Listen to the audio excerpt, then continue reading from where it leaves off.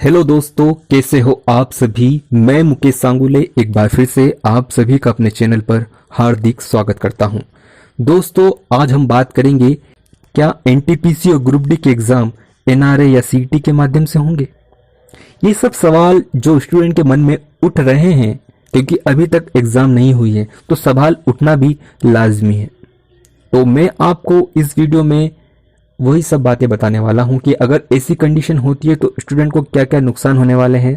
जो उम्मीदवार एनटीपीसी और ग्रुप डी का फॉर्म फिल किए हुए थे, इस उम्मीद में कि वो रेलवे के एग्जाम देकर अपने रेलवे में जाने के सपने को पूरा कर लेंगे, उनके लिए थोड़ी चिंता की बात है, क्योंकि एक साल से एग्जाम हुई नहीं है और अब एनआरए और सीईटी। बहुत से स्टूडेंट के मन में दो सवाल होंगे। पहला सवाल, आखिर एनटीपीसी और ग्रुप डी के एग्जाम कब होंगे। दूसरा और महत्वपूर्ण सवाल, क्या एनटीपीसी और ग्रुप डी के एग्जाम एनआरए लेगी। अगर ऐसा होता है तो स्टूडेंट के लिए मुश्किल होने वाली है।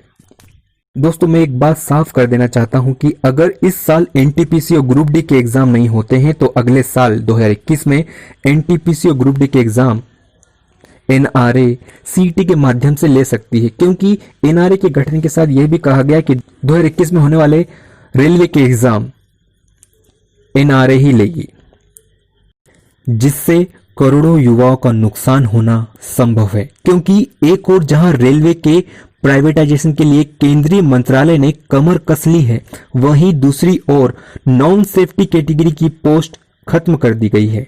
इससे स्टूडेंट का अपने फ्यूचर को लेकर चिंतित होना स्वाभाविक है।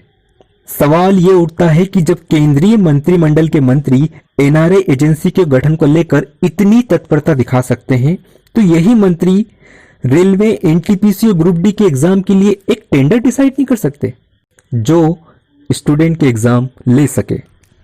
करोड़ों युवाओं का भविष्य दांव पर लगा है और उन युवाओं के भविष्य के साथ यह खिलवाड़ ही है, क्योंकि अभी तक एग्जाम नहीं हुए हैं।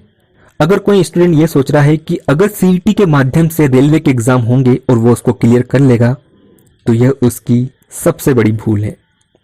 मेरी बातों को इस तरह समझिए कि आप सिर्फ सीईटी एग्जाम क्लियर करेंगे, लेकिन रेलवे मेन एग्जाम के लिए आपको रेलवे बोर्ड के अलग दिशा निर्देश का पालन करना होगा, क्योंकि रेलवे मेन एग्जाम तो रेलवे बोर्ड ही लेगा, आरआरबी ही लेगा। वह कट ऑफ या मार्क्स डिसाइड करके रखेंगे कि इतने मार्क्स वाले ही आवेदन कर पाएंगे। मेरी बात को एलपी, असिस्टेंट लोको पायलट और ग्रुप डी एग्जाम दिए हुए स्टूडेंट अच्छे से समझ सकते हैं।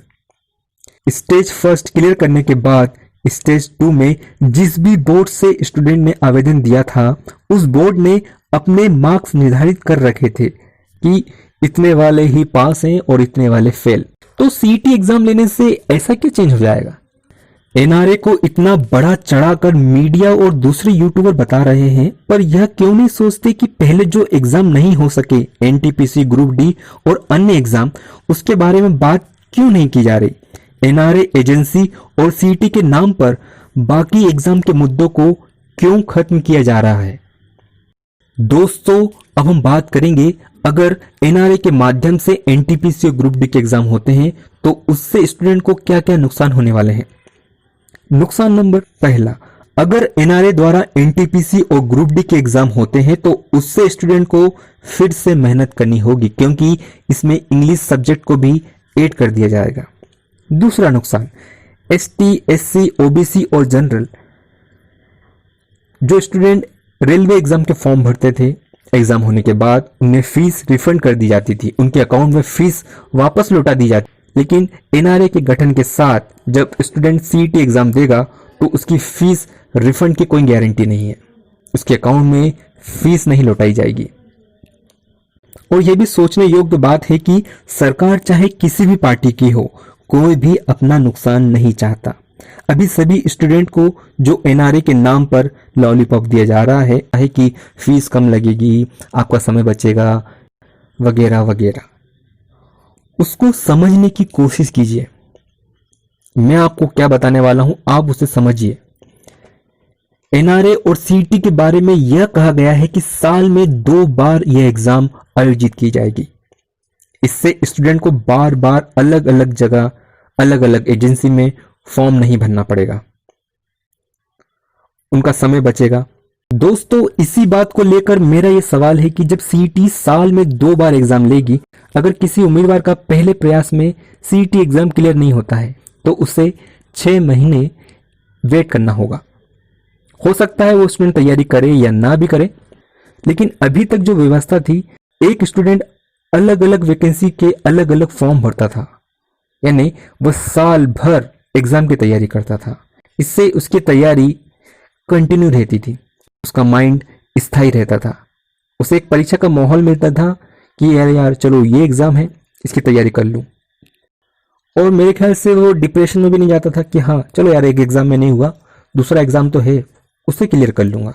एक होप बंदी रहती है इंसान की कि चलो यार ये एग्जाम क्लियर नहीं हुआ तो दूसरा एग्जाम क्लियर कर लूंगा मैं। अभी तक ये सब चीजें होती थी, लेकिन 2021 से ये सब बदलने वाला है। हालांकि इस बारे में मैं बहुत सी बहस कर सकता हूं, लेकिन मैं करूंगा नहीं।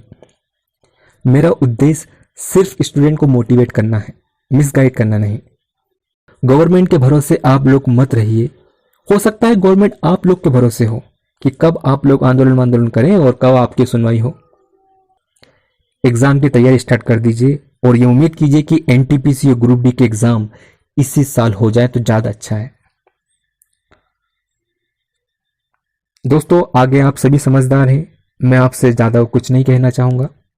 बस मैं ये कहना चाहूंगा कि अगर मेरी बात आपके दिल पे लगी हो तो इस वीडियो को दिल से लाइक कीजिए, शेयर कीजिए और कमेंट्स कीजिए। और अगर आपने अभी तक मेरे चैनल को सब्सक्राइब नहीं किया है तो मेरे चैनल को सब्सक्राइब भी करें। धन्यवाद।